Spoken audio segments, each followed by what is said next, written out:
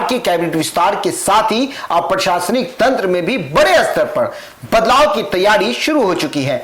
यह सिर्फ एक समस्या फेरबदल नहीं है, बल्कि पूरे सिस्टम को ज्यादा प्रभावी, जवाबदेह और जनता के प्रति संवेदनशील बनाने की एक बड़ी रणनीति मानी जा रही है। सरकार ने साफ संकेत दे दिया है कि अब पोस्टिंग और ट्रांसफर सिर्फ औपचारिक प्रक्रिया नहीं, बल्कि अधिकारियों की कार्यक्षमता, उनकी उपलब्धियों और जनता के प्रति उनके रवैये के आधार पर तय किए जाएंगे। सूत्रों के मुताबिक सामान्य प्रशासन विभाग ने सभी आईएएस अधिकारियों का पूरा डेटा इकट्ठा करना शुरू कर दिया है। हर अधिकारी के काम का मूल्यांकन किया जा रहा है, किस जिले में क्या प्रगति हुई है, किस अधिकारी ने कितनी तेजी से समस्याओं का समाधान किया है और किन जगहों पर शिकायतें ज्यादा हैं। इस पूरी प्रक्रिया का मकसद यह सुनिश्चित करना है कि सही जगह पर सही अधिकारी की तैनाती हो, ताकि शासन की योजनाएं जमीन पर प्रभावी तरीके से लागू हो सकें।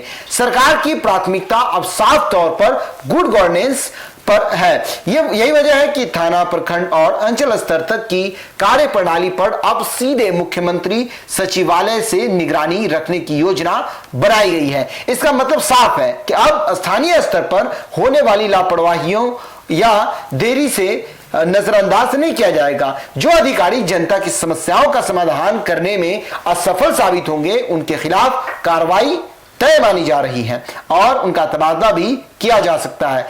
इसी कड़ी में कई जिलों में जिलाधिकारियों यानी डीएम के बदलने की संभावना भी तेज हो गई है। दरअसल राज्य के कई जिलों में अधिकारी लंबे समय से एक ही पद पर तैनात हैं। उदाहरण के तौर पर देखें तो पूर्वी चंपारण में जिलाधिकारी की तैनाती वर्ष 2023 से है, जबकि भागलपुर, भोजपुर, जहानाबाद, किशनगंज, मुजफ्फरपुर, नवादा, रोहतास, समस्तीपुर और सीतामढ़ी जैसे जिलों में 2024 से अधिकारी तैनात हैं। इसके अलावा राज्य के शेष 27 जिलों में 2025 के दौरान जिलाधिकारियों की नियुक्ति हुई थी। ऐसे में सरकार अब इन जिलों में नए चेहरे को मौका देना और प्रशासन में नई ऊर्जा लाने की दिशा में कदम उठा सकती है। इस बीच राज्य सरकार को मई-जून 2026 में एक बड़ी प्रशासनिक मजबूती मिलने जा रही है। जानकारी के अनुसार इस अवधि में 16 नए आईएएस अधिकारी बिहार को मिलेंगे। ये अधिकारी बिहार प्रशासनिक सेवा में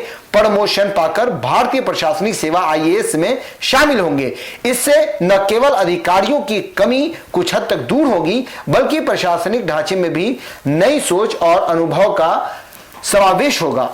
अगर वर्तमान स्थिति की बात करें तो बिहार में आईएएस अधिकारियों की कुल स्वीकृति पद 359 है, लेकिन इनमें से केवल 310 अधिकारी ही फिलहाल कार्यरत हैं, यानी अभी भी कई पद खाली हैं, जिसका असर प्रशासनिक कामकाज पर पड़ता है। ऐसे में नए अधिकारियों की नियुक्ति और पुराने अधिकारियों के बेहतर पुनर्निवास के लिए सरकार प्रशासन को और मजबूत बनाने की दिशा में आगे बढ़ रही है। कुल मिलाकर बिहार में यह बदलाव सिर्फ चेहरों का बदलाव नहीं है, बल्कि एक बड़े सिस्टम सुधार की शुरुआत है। सरकार का यह संदेश देना चाहती है जनता को कि अब काम करने वालों को ही प्राथमिकता दी जाएगी। अधिकारी अपनी जिम्मेदारियां को ठीक से नहीं निभाएंगे, उन्हें जिम्मेदारी से हटा भी दिया जा सकता है। अंत में यही कहा जा सकता है कि बिहार में अब सिर्फ सत्ता नहीं बदलती है, बल्कि शासन चलाने का तरीका भी बदलने जा रहा है, जहां जवाबदेही होगी, पारदर्शिता होगी